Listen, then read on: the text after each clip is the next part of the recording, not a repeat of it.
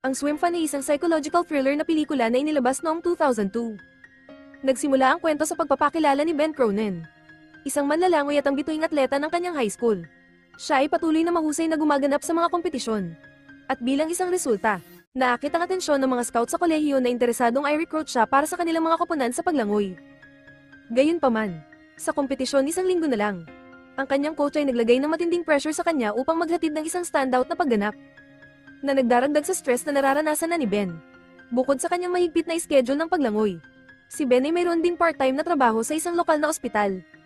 Kahit na ang trabaho ay maaaring maging buwis, pinamamahalaan niyang balansehin ito ng maayos sa kanyang mga pangako sa paaralan at pagsasanay. Mayroon din siyang mapagmahal na kasintahan, si Amy, na sumusuporta sa kanyang mga pangarap at ambisyon. Gayunpaman, sa kanilang mga plano sa kolehiyo sa hangin at ang kawalan ng katiyakan kung sila ay mapupunta sa parehong institusyon, mayroong lumalaking pakiramdam ng pagkabalisa sa pagitan ng dalawa. Isang araw, habang nasa paaralan, nakilala ni Ben ang isang bagong babae, si Madison Bell. Napansin niyang nahihirapan siya sa kanyang locker at nagalok na tulungan siya. Gamit ang kanyang hairpin, nagawa ni Ben na kunin ang lock, na labis na ikinaluwag ni Madison. Nagpapasalamat sa kanyang tulong, sinabihan siya ni Madison na panatilihin ang hairpin kung sakaling kailanganin niyang muli ang kanyang tulong. Sa pakikipag-usap sa kanyang kaibigan na si Josh, nalaman ni Ben na may crush si Josh kay Madison. Gayunpaman, si Josh ay kilala na nang-aapi sa pinsan ni Madison na si Christopher Dante, nakasalukuyang nag-host sa kanya. Isang araw, habang nagmamaneho, muntik nang mabangga ni Ben si Madison nang hindi sinasadya. Hinatid niya siya sa bahay, ngunit iniwan ni Madison ang kanyang notebook ng musika sa kanyang sasakyan. Pagkatapos ay inanyayahan niya siya sa kanyang bahay upang ibalik ito. Sa kanilang tanghalian na magkasama, ibinunyag ni Ben kay Madison na siya ay nagkaroon ng problema sa nakaraan sa droga at pagnanakaw, ngunit mula noon ay binago niya ang kanyang buhay. Ipinagtapat naman ni Madison na ang pagtugtog ng cello ay nakakatulong sa kanyang pagtakas sa kanyang mga problema. Habang nag-uusap sila, nanliligaw si Madison kay Ben, ngunit ipinaalala nito sa kanya na mayroon itong kasintahan, na iginagalang nito. Sa kabila nito, ipinahayag ni Madison ang kanyang pagnanais na ipagpatuloy ang pakikipag-hangout kasama si Ben. Isang araw, pumunta sila sa isang lokal na pool, kung saan hinikayat ni Ben si Madison na lamuson sa tubig. Gayunpaman, ipinahayag niya na hindi siya marunong lumangoy at hiniling sa kanya na turuan siya.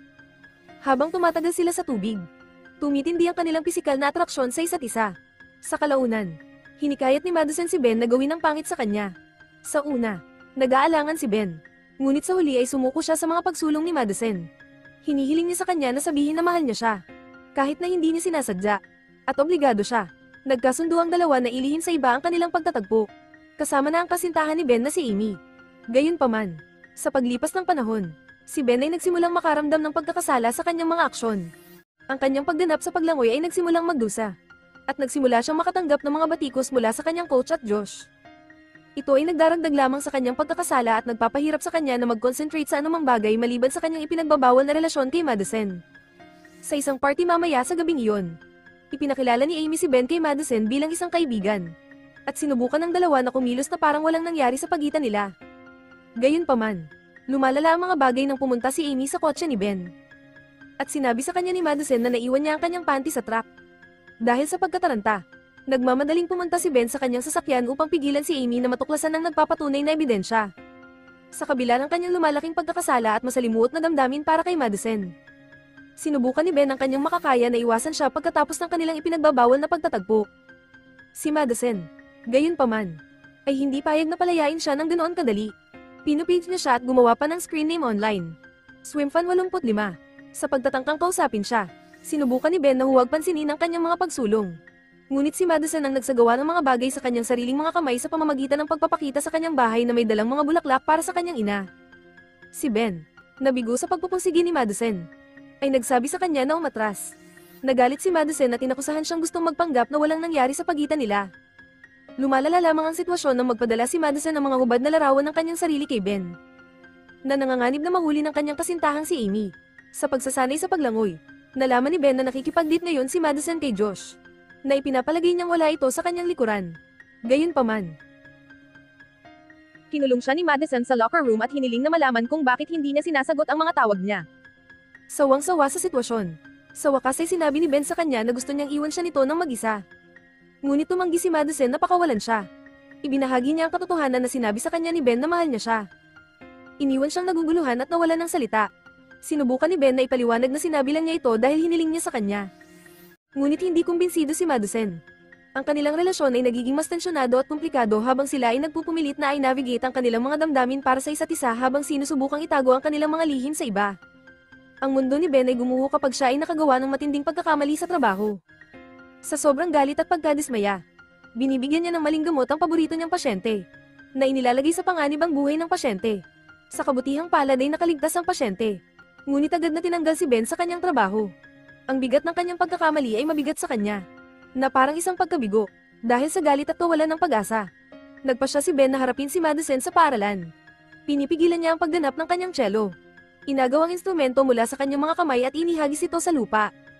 Hinihiling niya na iwanan siya nitong mag-isa minsan at para sa lahat. Nakakagulat. Pumayag si Madison na iwan siya. Sa wakas ay handa nang lumapit kay Amy. Inayos ni Ben na makipagkita sa kanya upang pag-usapan ang nangyari. Gayunpaman, abala si Amy sa trabaho. At pumayag silang mag-usap kinabukasan. Ang pag-asam sa pagsasabi ng totoo ay kinakain ni Ben sa buong magdamag. Kinabukasan sa paaralan, sinasalubong si Ben ng mga titig at bulong. Mukhang alam na ng lahat ang tungkol sa one-night stand nila ni Madison. Ang balita sa kalaunan ay nakarating kay Amy, na humarap kay Ben sa harap ng lahat. Sinampan niya ito sa mukha at lumuha. Iniwan si Ben na harapin ang malupit na mga kahihinatnan ng kanyang mga aksyon ng mag-isa.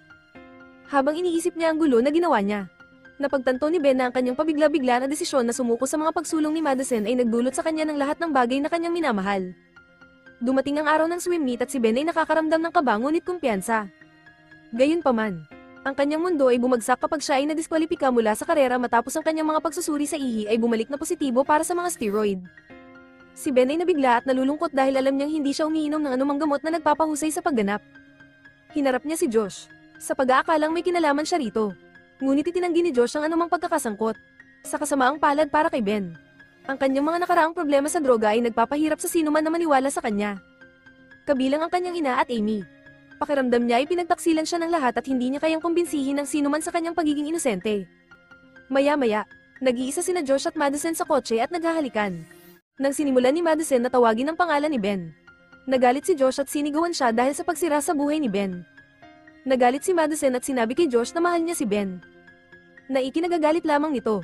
Sinabi niya kay Madison na kaibigan niya si Ben at hindi siya makapaniwalang ginawa niya ito sa kanya. Matapos ang maling akusasyon ng dopang, si Ben ay nasa isang kaila-hilakbot na estado ng pag-iisip. Pumunta siya sa locker room ng paaralan upang magpalit at nakakita ng baseball bat sa kanyang locker. Nalilito. Itinabi niya ito at tumungo sa pool para lumangoy. Gayunpaman, sa pagsisid niya, nabangga niya ang isang bagay na lumulutang sa tubig. Habang papalapit siya rito, takot niyang napagtanto na iyon ang walang buhay na katawan ni Josh. At tila may bumugbog sa kanya hanggang mamatay gamit ang paniki na natagpuan sa locker ni Ben. Dumating ang pulis sa pinangyarihan. At ang kanilang pagsisiyasat ay nagpapakita na ang mga fingerprint ni Ben ay nasa paniki. Ipinaalam nila sa kanya na hindi siya aalis sa bayan. At siya ay naiwan sa isang estado ng pagkabigla at hindi paniniwala. Samantala, nagsimulang maramdaman ni Ben na parang may nag-frame sa kanya at nagsimulang mag-imbestiga sa kaso mismo. Nang gumuho ang mundo niya, pumunta si Ben sa bahay ni Madison para maaliw. Gayunpaman, nakita niya si Madison na naglalaro ng cello kasama ang kanyang pamilya at hindi niya kayang istorbohin ng sandali. Ngunit, habang nililibot niya ang kanyang silid, nakakita siya ng isang bote ng steroid at isang hospital volunteer coat na nagdaragdag lamang sa kanyang mga hinala. Natuklasan ni Chris si Ben sa silid ni Madison at binalaan itong umalis kaagad o sasaktan siya ni Madison. Sa tulong ni Chris, sinimulan ni Ben na siyasatin ang nakaraan ni Madison at nalaman niyang nahuhumaling siya sa isang lokal na sports star na nagngangalang Jake Donnelly. Nasangkot si Madison sa isang aksidente sa sasakyan na muntik nang kumitil sa buhay ni Jake. Ngunit nakaligtas si Madison. Hinala ni Ben na maaaring si Madison ang responsable sa aksidente. Habang nagpapatuloy ang kaguluhan, dinadala ni Madison ang mga bagay sa isang bagong antas. Nagawa niyang gumawa ng kopya ng susi ng kotse ni Ben kapag binisita niya ang kanyang bahay at nagbihis bilang Ben, na nagmamaneho ng kanyang sasakyan.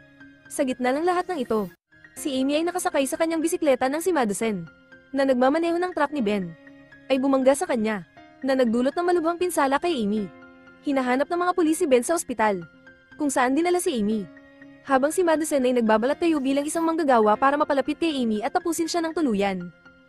Habang sinusubukang kumpletuhin ang kanyang plano, narinig ni Madison ang pangalang Jake Donnelly na tinatawag sa intercom ng ospital at naniniwala siyang nakikita niya ito sa pasilyo. Desperadong sinusundan siya sa parking garage. Natuklasan niyang si Chris ang nakasuot ng jacket ni Jake.